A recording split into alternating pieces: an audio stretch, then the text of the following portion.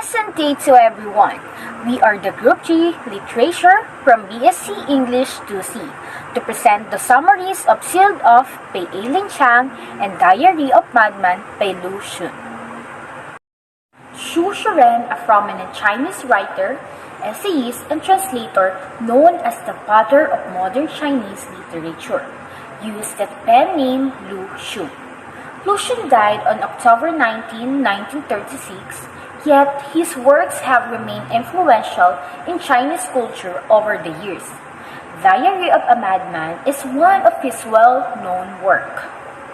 The story begins with an unnamed narrator learning that one of two brothers he had been friends with in high school is sick, and he troubles to see them. He only finds one of his friends, the older brother, who gives the narrator the younger brother's diary. His friend had developed a persecution complex and had become a madman. And as he reads the diary, the madman's delusions worsen. The madman is terrified that everyone is prepared to eat him, including his sibling, his kind doctor, and his neighbors. The way everyone look with their eyes, their green faces, in the perspective of Madman, is callous and cannibalistic. Despite to the brother's apparent genuine care, the narrator still views him as a major threat, just like any stranger, demonstrating his distrust. Don't let your thoughts run away with you, the doctor says, after examining him. Just rest for a few days, and you'll be alright, he says. But he still believes that the doctor wanted to devour him. He writes in his entry that Dr. He is still a cannibal, even if he's indeed a real doctor.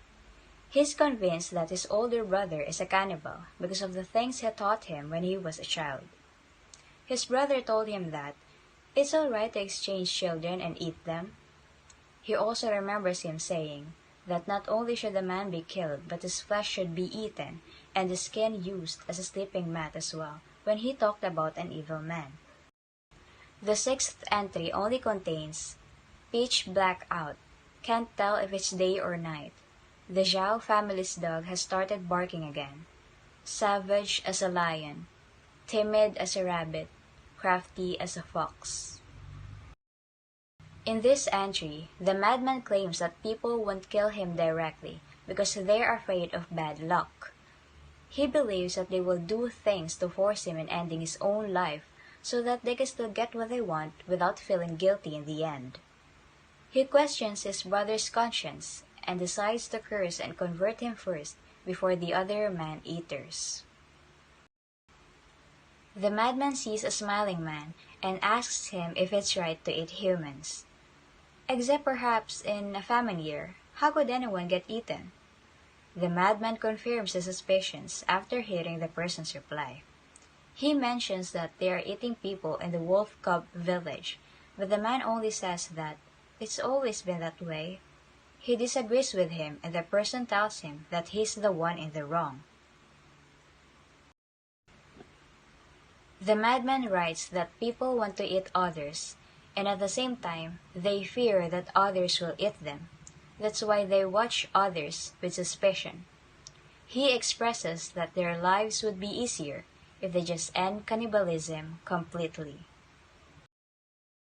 The madman told his brother that cannibalism has happened in the past, and he told his brother that cannibalism shouldn't happen again.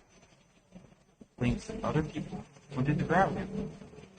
He doesn't understand why his brother wants to take part. While they are having conversation, people are looking at them. That's why his brother yells at them to the madman has been imprisoned and writes that the reason why his sister died is because his brother ate. He believes that his brother fed him their younger sister, writing, "It is possible that I made several princess offerings of the flesh unwittingly. Now it is my bad." On his last entry, he wrote, "Perhaps There are still children who have not the internet. Save the children.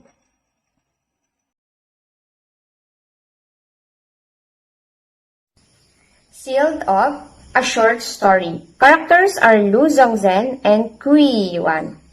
Tramcar driver are almost there, staring at the rig rails over the streets. The streets were sealed off. Ding, ding, ding, ding, rang the bell. Gradually the street grew quiet too. Not a complete silence, but voices turned blurry. A beggar taking advantage of the breathless, burlesque quiet. Good master, good lady, kind sir, and anything else that he said. But soon he stopped, overawed by the eerie quiet.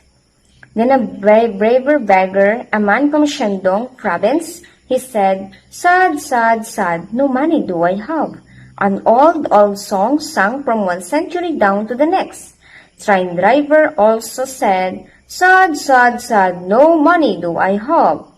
A few passengers got off. Well, one of the passengers fan opened it made and delivered his conclusion. Well, in the end, his problem is simply that he doesn't have any manners. Someone else snorted and smiled sarcastically. No manners to say? He sure knows how to kiss up the bosses. Lu Zhongzhen, an accountant for Huamao Bank, was sitting in the corner. When he saw that smoked fish, as remembered the steamed peanut buns that his wife had asked him to buy at another stand near the bank. He remembered that. He glanced at his watch. It was only 4:30 already, but he felt hungry. A piece of newspaper had stuck to a fan, and gravely he threw it away. Lu Zhongzhen, he was a very straightforward fellow, even though there's something between the bands about laughing at his side. While Lu read his newspaper, the others did likewise. People who had newspapers read newspapers, at home and any other places. Kui Yuan is a girl that is abused at school and she took abuse at home.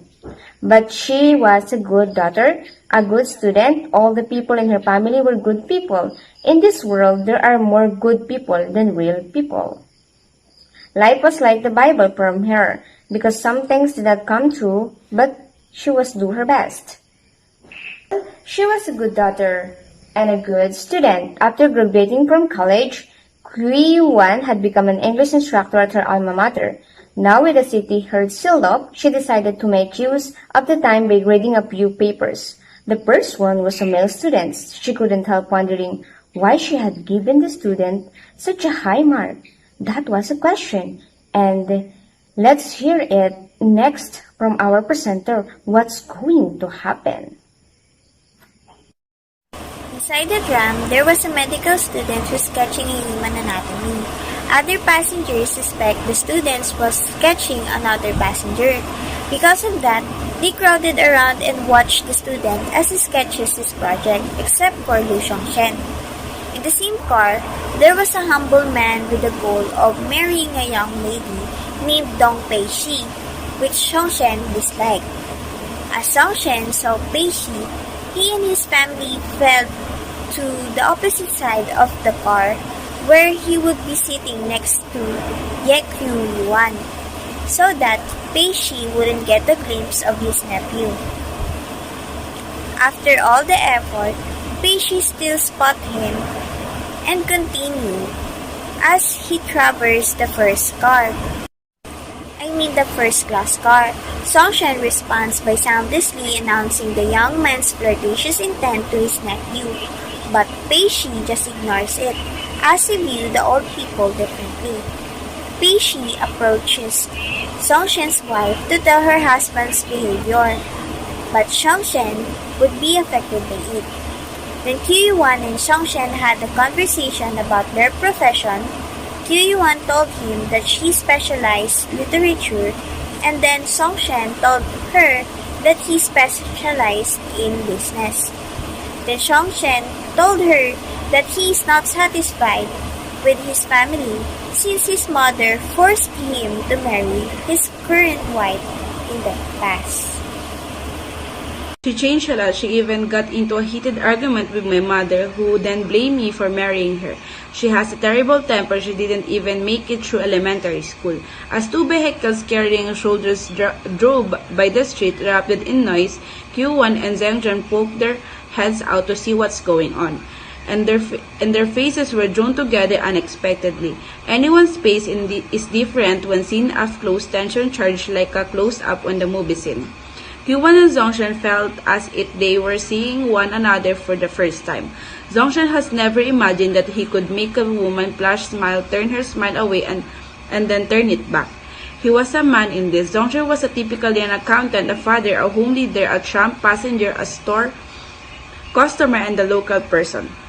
But he was only a pulley guide to this woman who understood nothing about him. They had fallen in love. He told her everything. Who was his genuine friend at the simple bank and who was simply acting. She understands and forgives everything since she is part of it. For a little while, Zongshan was silent. I'm thinking of marrying again, she says suddenly. Q1 swiftly assumes a surprised expression. You want to divorce your wife, right? But you can't. I can't divorce because I have to think about my children's happiness.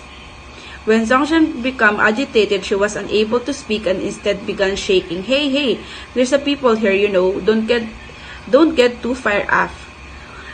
Give me your phone number and we will talk over the phone. The city reopened its doors. The bell rang out. Ding, ding, ding. Each ding was little cold dot forming a line that sliced through space and time dot by dot. Q1's eye caught sight of them, and they lived for 1 minute. They died away one by one as they clanked away. Q1 worriedly closed her eyes. She would not be able to control her voice if she called. It would be filled with feeling for him, a man who had died for a reason again. She took with surprise he didn't even gotten off the tram. Then she realized what he meant. Everything that had transpired while the city was locked off has been a complete coincidence. Shanghai, as a whole, slept asleep and dreamed a ridiculous dream. The tram cab driver sang, sad, sad, sorry, no money do I have, sad, sad, sad. An elderly beggar woman walked across the street in front of the tram completely bewildered. She would yell at the driver, swine.